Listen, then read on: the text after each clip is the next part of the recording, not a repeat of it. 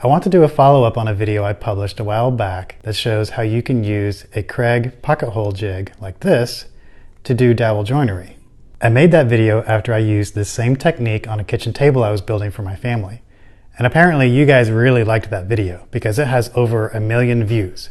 That is bananas. It has also led to thousands of new subscribers on my channel. So thank you all very much. I really appreciate it. Your comments were full of great questions, suggestions, and some trolling, and I want to revisit the best ones. But first, let's go check out my kitchen table inside and see if the joinery is still holding up. So is it still holding up? Yeah, it is. We use this table every day. We move it quite a bit for family movie night or game nights or when we have a lot of people over and we just got to rearrange things.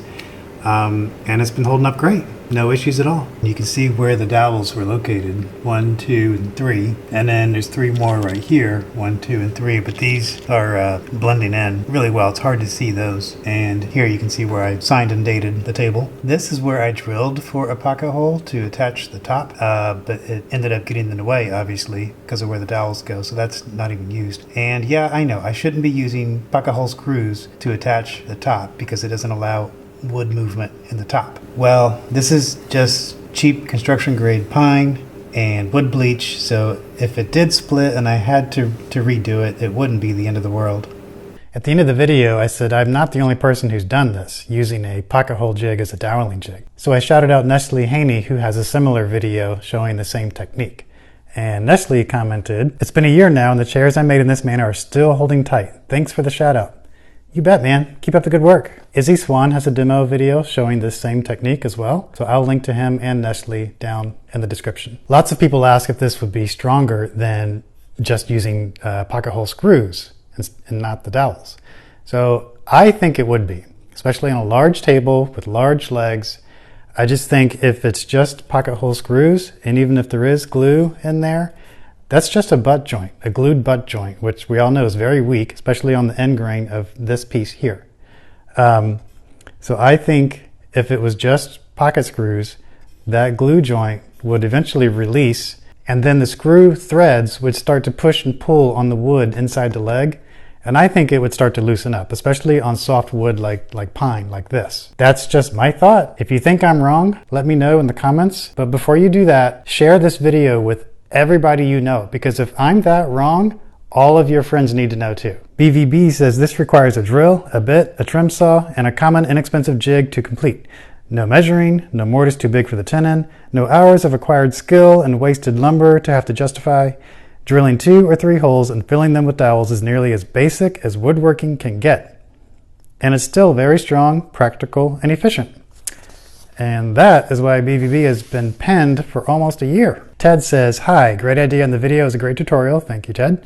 "Since you mentioned that you use 3 dowels in your project table, would you consider using a pocket screw in place of the 3rd dowel to tighten the apron to the leg as you set the joint? Just a thought."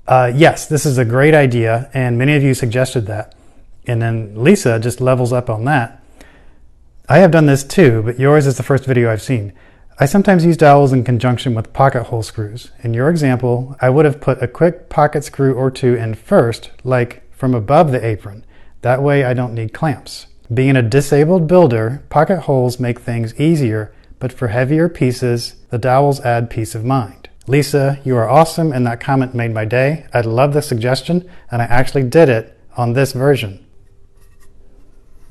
See, there's a pocket hole here on top, and another on the bottom. So I actually put those in first, tightened it down, so the apron was then secure to the leg, and then I drilled my 3 holes for the dowel. And since this is the underside of the table, and the tabletop goes here, you'll never even see these pocket holes. Dustin asked, "Is there a reason not to use a standard dowel joint for the legs? Is it not strong enough?" No, I think that would be fine. But I did not have a doweling jig when I did this, and I still don't. So this is just the method I came up with based on the tools that I had. And this may be my favorite of all. Bjorn says, "Great technique. My great-grandmother used to have a very big kitchen table. She passed away in the 2000s.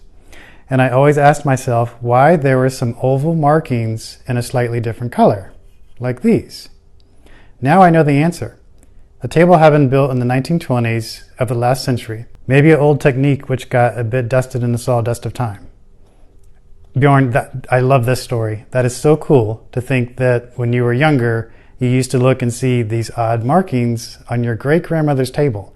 And to think that it may have been this same technique is so cool. I'm very sorry you lost your great-grandmother in the 2000s, but I'm glad that you got to know her, and I'm glad that you got this great story from her table in her kitchen. So was it really this same technique on your great-grandmother's table?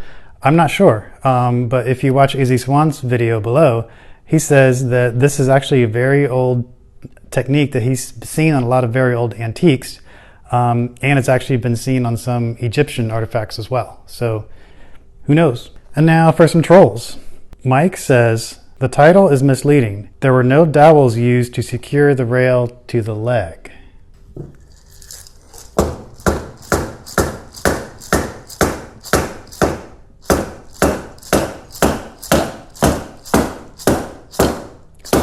Mike continues, and the screws were how long?